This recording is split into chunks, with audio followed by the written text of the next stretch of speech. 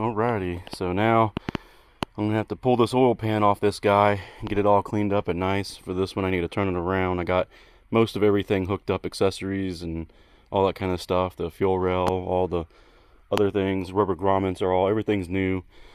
They do not make that no more, so I just made something myself for it to work and it's perfect. So other than that, that's about it. Alright, I have the oil pan off. The kit came with a new oil pump, thank God. But I don't know if it came with the screen, so I might have to go get another one. But damn, all the chattering. This thing, it was on its last limb. Can't wait to rebuild this one. So y'all take it easy. I gotta get this oil pan on there. Well, actually I gotta clean it. So it's pretty nasty. Oil, you know, this thing was leaking its ass off so bad. So we're fixing all that now. So I'm gonna pressure wash all this clean and sand it and probably paint it pink. So might as well match the rest of the damn thing. Alrighty guys, I got the oil pan off, the oil pump and the filter off, which I'm not gonna need, but I'm gonna keep because I put it in there, a new one, about 6 months ago. So I'm just keeping it. And I got it painted, drying. I'm gonna put it on here in a little bit. I already got the oil pump and the screen and everything on. And after that I'm going to take the flywheel and the torque converter off and put this motor back in that. After that I'm going to put this motor in that crate for future rebuild. So I got the torque converter and flywheel off and that motor back in there, and then this one on the stand. And look at the flywheel. Oh man, sounded like it had the motor sounded like it had a rod knock really bad, and I couldn't diagnose where it was at. Obviously you're not going to know it's this until you pull it apart, but yep, it had a blown head gasket though, so new motor. Damn, we got one coming in Wednesday.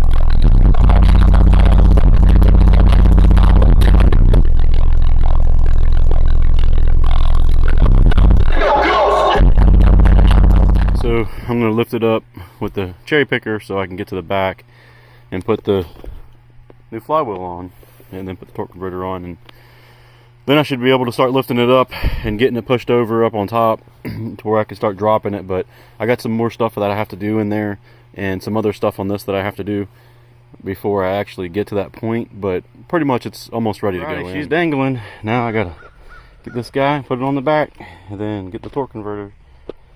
And yep, it took a while because I had to order a bunch of stuff. Believe it or not, these bolts are hard to find. These little skinny ones. So M10 1.0 or some shit. So yep, I just went ahead and bought all 6 of them, besides just replace them all, because I only had 3 that I took off because the other 3 were gone. Thus, you know, why it's all broken apart. Alrighty, so here's the old one, there's the new one. Here's the 3 bolts that were left. This one's kind of fucked up. But yep, that's what it looks like. You don't really know what the hell's going on until you tear it apart. Bless me, and you see all the damage. Alrighty, flywheel's on. Make sure you put that ring washer back on too. Now I gotta get that damn torque converter. So the torque converter and the flywheel, whatever you want to call it, is on. Damn, I can't remember the torque spec on this one. Oh, the torque spec on this one too. Shit, that's what I was recording for, so I could tell you all the torque specs on them. But oh well. Torque converter and the flywheel's on. I gotta pull this manifold back off and pull the whole oil assembly itself off, and I don't even have this tight. See, I gotta pull it all off so I can squeeze it back in there between the motor mounts. And I don't know if I'm gonna do that today. I might end up doing that tomorrow, because I gotta rustle that transmission onto the back of this damn thing. So it's gonna be great. Other than that, y'all be good. For the people that care, I am putting the motor in. I finally got the female end of the torque converter and the male end of the transmission merged together. They have now penetrated. It's a hassle on sugar sand, you know, while also this thing is not long enough to fully go a little bit more than what I need, because it's butting into the front of the car. So a little bit of a hassle. But now I got the transmission and the motor into each other. So now I got to start pushing it in there more and getting other things secure. I'm going to drop the motor more, and other than that, I'm just going to get the motor mounts and get the motor mounts ready. But I got that transmission lined up on both sides. Excuse me, hard to get to it. I got oil filter, the which it did your whole entire assembly part that goes to the oil filter in. Got it torqued down to, I think it was like 16 or 18 or something, and got that other guy back on the oil unit. So far, that's about it. I just got to start plugging everything up and getting the exhaust ran. Well, no one's perfect. I got to pull the motor back out. I forgot to put this in. This thing's coil packs, but it still has the old distributor option. So there's a little distributor gear in there that still spins, and this goes in it, goes down to the oil pump and turns it. So now I got to pull it back out, or at least I'm thinking about taking off this top, maybe, and I can get to it. And I'm going to try that, because this was a bitch by myself to put in here. Well, whew, I got that beach off. Now I got to get to it back here. Way back. Here's an example of what I'm talking about. This rod goes into it, and then it goes down this giant hole all the way down into the oil pump, and it spins, obviously, and keeps it pumping. So now I gotta drop that bitch down in there and get everything going again. Alrighty, I got it all back in, banged back in there.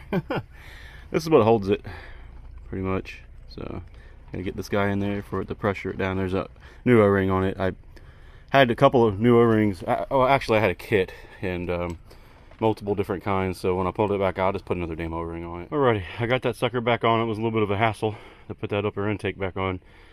Trying to put the fuel injectors back in those holes and get them seated in with those O-rings, while not being able to get up underneath that fucking front dash.